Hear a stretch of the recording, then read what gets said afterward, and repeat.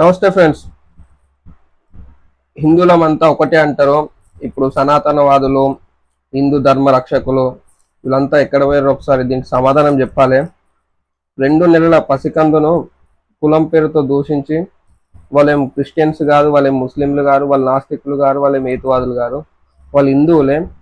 మల్లన్న స్వామి దర్శనానికి, శివుడి దర్శనానికి వెళ్ళినందుకు అక్కడ డబ్బులు డిమాండ్ చేయడంతో, గుడిలోకి రానికి డబ్బులు డిమాండ్ చేయడంతో వాళ్ళు ఎందుకు డబ్బులు వేయాలని ప్రశ్నించినందుకు వాళ్ళ ఫ్యామిలీని, ఎవరైతే అక్కడ ఉన్నారో శ్రీనివాస్ రెడ్డి అని ఇంకా ఎవరైతే ఉన్నారో రెడ్లు, బీసీలను మీరు తక్కువ జాతులు అని చెప్పేసి కులం పేరుతో దూషించి వాళ్ళు దారుణంగా కొట్టి 2 నెలల పసికందు చావుకు కారణమయ్యారు. ఇప్పుడు దీనిపైన హిందూ ధర్మ రక్షకులు, సనాతన ధర్మ రక్షకులు, హిందువులం అందరూ ఒకటే, ఇక్కడ కులాలు లేవు మతాలు లేవు అని అంటారు కదా. వాళ్ళు దీనికి సమాధానం ఏం చెప్తారో చెప్పండి.